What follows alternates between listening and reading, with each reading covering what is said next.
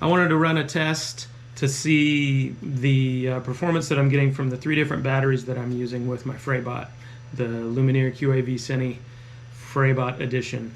I've got a custom beta FPV case that I printed, custom mount that I print. I'm using Camera Butter ND filters, which also go in my little mount, and also I use, instead of wiring to the board, I use little pigtails that I made with these little B2 connectors. That was a suggestion of Sean at Get FPV, and it's actually amazing. These are great because they're super easy to plug and unplug. They hold well, but they also sort of provide a weak link, which is good. These will pull out. They're not totally connected, so if the battery flies or something, this will actually pull loose, I think, before it rips something loose in here.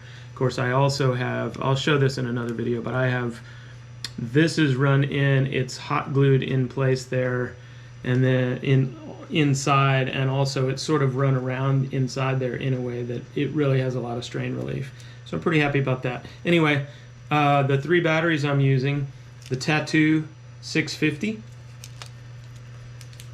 the Beta FPV 450, and the Lumenier 700. And I'll put up also the weight of each one of these on the video. My motors, I forget the name and number on these. They're Beta FPVs, and I can't see them. Hang on. This is how I do. I stack up glasses. They're Beta FPV 1204 5000 kVs. So that's what I'm running, and I will also put the price of each of these batteries on there. So let's check out this test. You'll see how we did.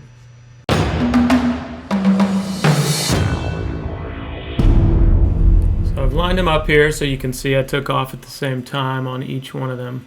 And basically my intention here is just to fly a cruisy, easy flight. You know, I'm not going fast. I'm not doing any hard climbs. Any climbing I'm doing, like you see on the left there, it's pretty gradual. So yeah, just trying to more or less fly. It's not 100% scientific test here, but it was literally 3 flights in a row, very similar types of flying. So you'll see how we did.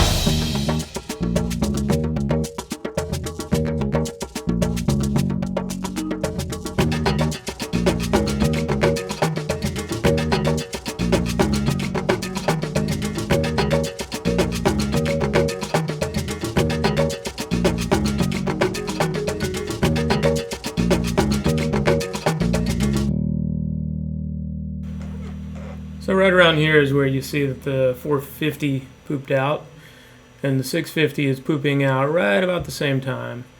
I ran these down till they were in the red. I think they ended up at 3.2 or maybe below by the time I actually touched down.